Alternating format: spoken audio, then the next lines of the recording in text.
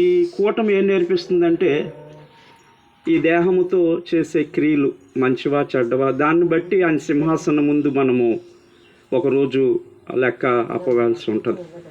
కాబట్టి ఈ దేహం ఎందుకు ఇచ్చాడంటే మరణం అంటే క్రైస్తవులకి బెదరవలసిన పని లేదు. కాకపోతే మనిషి లేడు, కుటుంబ యజమానుడు కదా, గారాభంగా పెరిగిన వ్యక్తి, ఇద్దరు అమ్మాయిల మధ్య ఒక వ్యక్తి మా మామయ్య నోకరాజు, గారాభం వాళ్ళ తల్లిదండ్రులకి, చక్కగా పెరిగాడు, బాగా చూసుకునేవారు, హ్యాపీగా తిరిగేవాడు, లోకంలో ఎంజాయ్ చేసేవాడు. తప్పదు ఇంకా, ఎందుకంటే ఎవడు నీతిమంతుడు కాదు.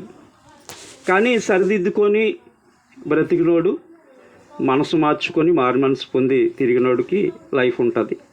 ఏదేమైనా ఆయన ప్రభువులో నిద్రించాడు.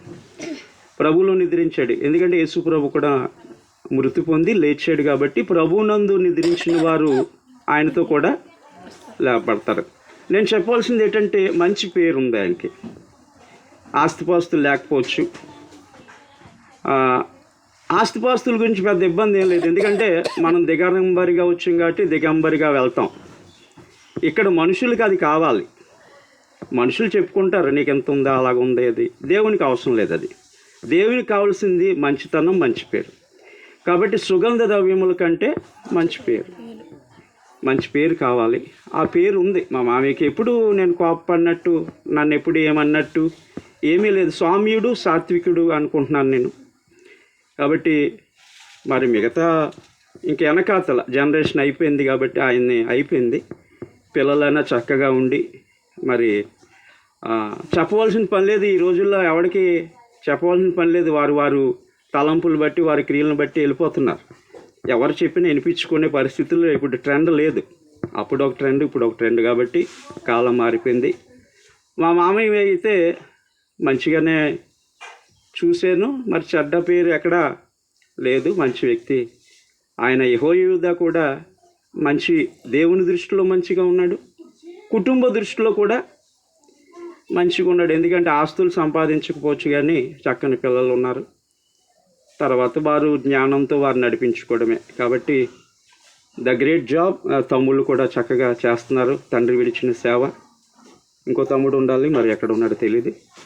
కాబట్టి ఈ సేవా తల్లి గారు వీళ్ళు ఈ ప్రాంతంలో నేను చెప్పవలసిన పని ఏంటంటే ఆయన త్వరగా రాబోతున్నాడు. ఆ రోజు నోవాహు ప్రకటిస్తే ఎవడూ నమ్మలేదు. ఈరోజు కొంతమంది అన్నా నమ్ముతున్నారు. కాబట్టి చాలా విపత్తులు చూస్తున్న విజయవాడ, అన్నీ పోగొట్టుకొని ఉన్నారు, చాలా ఇబ్బందుల్లో ఉన్నారు పరిస్థితి. కాబట్టి మనం కూడా ఒకటే మనకి గొప్ప ధన్యత ఏంటంటే ఆయనలో ఉండడమే ధన్యత. కాబట్టి ఇక్కడ ఏముందా ఏమి లేదా తర్వాత సంగతి. కానీ కొంతకాలం ఇంకా టైం అయిపోయింది.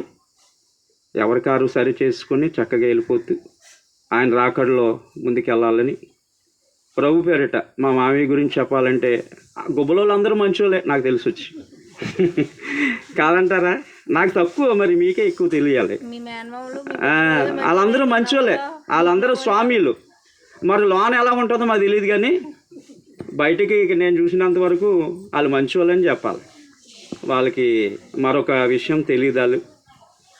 కాబట్టి వాళ్ళు మంచోళ్ళే, పెదపాడవాళ్ళు అందరూ కూడా మంచోళ్ళే. నేను ఇక్కడ ఉన్నప్పుడు చాలామంది నన్ను ప్రేమించే వాళ్ళు ఉన్నారు. ఇక్కడ నా బట్టలు ఉతికిన వాళ్ళు ఉన్నారు, నన్ను చేర్చుకున్న వాళ్ళు ఉన్నారు, చక్కగా అన్ని రకాలుగా నన్ను ప్రోత్సహించి ముందుకు తీసుకెళ్ళిన వాళ్ళు ఉన్నారు. కాబట్టి ఇప్పుడు కూడా ఇలాగే ఉండి ఏదైనా ప్రభువు నందు మృతి నందిన వారు ధన్యులు. మనం ఇబ్బంది కాకపోతే ముందు వెనక గొప్ప విషయం ఏంటంటే మరణము మెచ్చుకోవాల్సింది ఏంటంటే స్వార్థం లేనిది. అది అందరికీ వస్తుంది, ఎవరిని విడిచిపెట్టదు అది. కాకపోతే వెనక ముందు. కాబట్టి ప్రభువునందు నిద్రించిన వారు కొన్ని దినాల్లో మనం ఆయన చూస్తాము. ఒకవేళ ఆయన రాకముండా మనం ముందు వెళ్ళిపోతే ఆయనతో పాటు మనం ఉంటాం. ఇప్పుడు ఆయన దూరంగా ఉన్నాడు మా మామయ్య. మరణం అంటే ఏంటి? ఆయన దగ్గరికి వెళ్ళిపోయాడు అంతే. కాబట్టి చక్కని మా సమయాన్ని ఇచ్చాడు తమ్ముడు. మరి తమ్ముడికి, తల్లికి, అలాగే అక్కకు కూడా ప్రత్యేకమైన వందనాలు చెల్లిస్తూ, మీ అందరికీ ప్రత్యేకమైన వందనాలు చెల్లిస్తూ ఈ మాటలు ముగిస్తున్నాను.